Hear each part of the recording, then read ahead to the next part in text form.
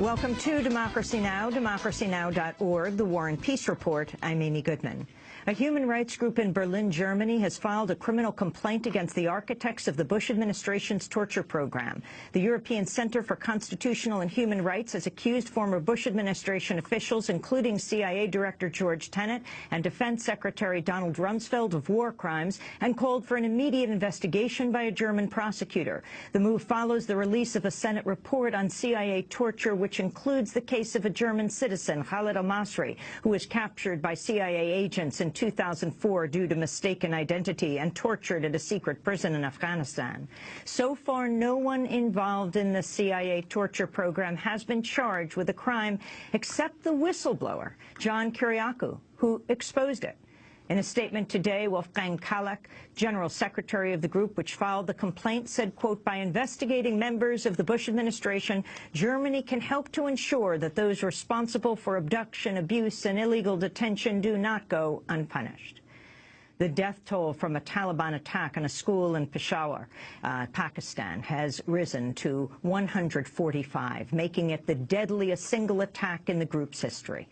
Over an 8-hour period, a group of Taliban gunmen killed 132 school children and 9 staff. The Taliban has said it carried out the killings in retaliation for Pakistani military attacks on Taliban families in North Waziristan. Secretary of State John Kerry condemned the school massacre. The images are absolutely gut-wrenching. Young children carried away in ambulances, a teacher burned alive in front of the students, a house of learning turned into a house of unspeakable horror. And Prime Minister Sharif said, "These are my children. It is my loss." Well, this morning, wherever you live, wherever you are, those are our children. And this is the world's loss. We'll have more on the attack after headlines. As the massacre was underway in Pakistan, a U.S. drone strike killed 11 people in eastern Afghanistan. A local official said the dead were militants, including 4 members of the Pakistani Taliban. The Obama administration's confirmed it will seek limited testimony from New York Times investigative reporter James Risen in one of the most significant press freedom cases in decades. On Tuesday, Risen was ordered to participate in a hearing early next month in advance of the trial of former CIA officer Jeffrey Sterling. Sterling's accused of giving James Risen classified information that revealed a botched CIA plot to disrupt Iran's nuclear program. If Risen refuses to testify, he could be jailed. We'll have more on the case later in the broadcast. Hundreds of attorneys have joined the nationwide protests over unpunished police killings of African Americans. The attorneys, many of them in business attire, staged a die-in outside a Los Angeles courthouse, lying on the ground in the rain for 4.5 minutes, 1 minute for each hour that Michael Brown's body lay in the street after he was shot dead. Attorney Carmina Ocampo said lawyers have a particular obligation to speak out about the failure to indict officers who killed Brown and Eric Garner. Lawyers have felt anger and grief about what's been happening, and as legal actors, we feel a particular responsibility to call out and condemn the injustices in the criminal system and the racism. So as people who are sworn to uphold the law, we study the law, we enforce the law, we take oaths to uphold the law, we want to speak out against these practices in the criminal system that are racist and result in these failure to indict police who kill unarmed people. It's expected today that at Brooklyn Criminal Court, scores of lawyers will also hold a die-in. In Ohio, the family of a 22-year-old African-American shot dead by police as he held an unloaded BB gun inside a Walmart have filed a federal lawsuit against the retailer and police. The lawsuit accuses Walmart of negligently leaving the gun unpackaged on a shelf and faults police for shooting John Crawford within a second of their initial contact. Surveillance footage shows Crawford was on the telephone with the gun swinging loosely toward the ground. But a grand jury found the shooting was justified. Video published by The Guardian shows that after the shooting, police aggressively questioned Crawford's girlfriend, who was in the store with him. As Tasha Thomas sobbed, police accused her of lying and threatened to jail her. I want to be very clear, okay? That man got a weapon at some point, I understand, okay? That man produced that weapon. That man had the weapon when you picked him up, you had it in your car or something. You understand that we're investigating a serious incident. You lied to me, and you might be on your way to jail. Police questioned Tasha Thomas for over an hour and a half before telling her that her boyfriend, John Crawford, was dead.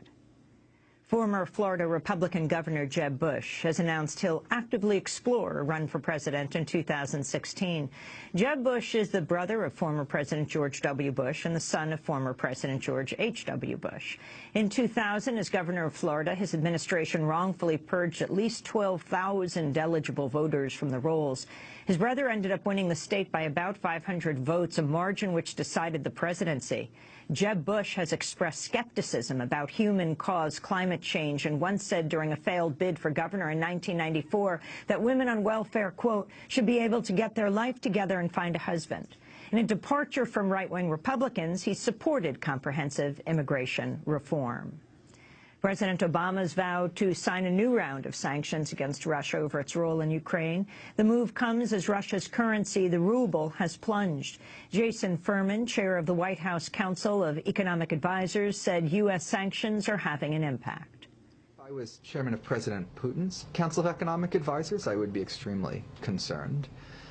They're between a rock and a hard place in economic policy. The combination of our sanctions, the uncertainty they've created for themselves with their international actions, and the falling price of oil has put their economy on the brink of crisis. Thousands of people gathered in the occupied West Bank for the funeral of a Palestinian man shot dead by Israeli soldiers during a raid on the Kalandia refugee camp. The Israeli military says the man threw an explosive device, but witnesses told Reuters he was watching from the roof of his home.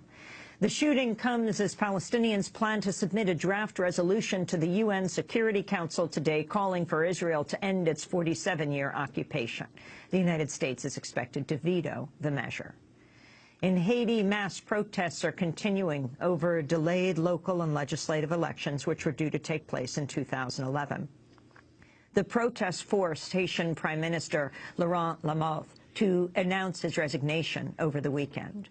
Protesters are now calling on President Michel Martelly to resign as well. One of the leading musicians in Cuba has told the U.S. Agency for International Development to, quote, go to hell for ensnaring his son and other hip-hop artists in a botched plot to foment anti-government unrest.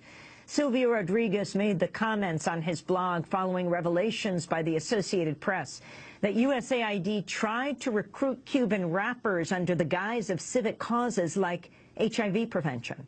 As part of the program, USAID hired Creative Associates International, a firm that also played a key role in the Cuban Twitter program, a fake social media program launched in another bid to undermine the Cuban government.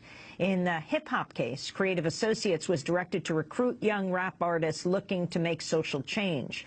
But the program ended up endangering some of the artists, spiking their careers and forcing some, like the son of Rodriguez, to move to Florida. The Vatican's praised the role of nuns in the United States following a controversial years-long probe into their adherence to Catholic doctrine. The report marks a shift in tone from a 2012 Vatican reprimand, which resulted in an all-male takeover of the largest group of U.S. nuns. The nuns were accused of promoting radical feminist ideas and challenging teachings on homosexuality and the all-male priesthood.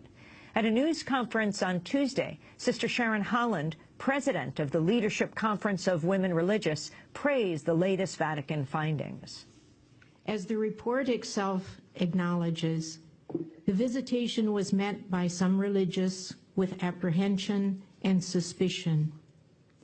The expressed purpose to look into the quality of life of religious women in the United States was troubling. Some congregations reported that their elder sisters felt that their whole lives had been judged and found wanting. Despite the apprehension, however, today we are looking at an affirmative and realistic report, which we know is based on the study of written responses and on countless hours of attentive listening. In a statement, the Nun Justice Project called the investigation into Catholic women, quote, both demeaning and a huge waste of time and energy. The Vatican report came as another denomination, the Church of England, appointed its first ever woman bishop. Reverend Livy Lane will serve as the Bishop of Stockport in northern England. A leading brain injury program designed to treat veterans of war has expanded its mission to include professional football players. The Eisenhower Center has announced it'll become the primary facility for treating National Football League players who suffer brain injuries. The NFL estimates nearly a third of its players will develop crippling brain conditions, including Alzheimer's. In upstate New York, 41 people have been arrested for blocking the gates of a gas storage facility as part of a campaign against the Texas-based company Crestwood Midstream. The group We Are Seneca Lake has seen more than 130 arrests in a series of actions against the company's plans to expand methane gas storage at a lake which provides drinking water to 100,000 people. Biologist and activist Sandra Steingraber said Tuesday's action was led by teachers. We had 40 people blockading the skate, among them many teachers. We had special education teachers, we had elementary school art teachers, we had my son's 5th grade science teacher, we had my daughter's high school English teacher. My husband, the art teacher, was among them. We had professors who teach constitutional law. I've never been so proud of educators. This is the kind of education that the whole world needs right now. The report finds the number of imprisoned journalists has increased, with 220 currently held around the world. The Committee to Protect Journalists says the total is the second highest since its tally began in 1990. China and Iran are together holding 1/3 of all jailed journalists. In the United States, the jailed journalist and activist Barrett Brown has had his sentencing postponed till January 22nd following a hearing Tuesday. Brown faces up to 8.5 years in prison on charges related to the hacking of the private intelligence firm Stratfor, which exposed how the firm spied on activists on behalf of corporations. Brown originally faced 100 years in prison before pleading guilty to lesser charges. And U.S. Army whistleblower Chelsea Manning turns 27 years old in prison today. Manning is serving a 35-year sentence for giving secret documents on the Iraq War and other U.S. policies to WikiLeaks. Among those who've sent her birthday messages is NSA whistleblower Edward Snowden, who wrote, quote, "I thank you now and forever for your extraordinary act of service. You have inspired an angry public to demand a government that's accountable for its perpetration of torture and other war crimes." And those are some of the headlines. This is Democracy Now!, democracynow.org, The War and Peace Report. I'm Amy Goodman. And I'm Juan Gonzalez. Welcome to all of our listeners and viewers around the country and around the world.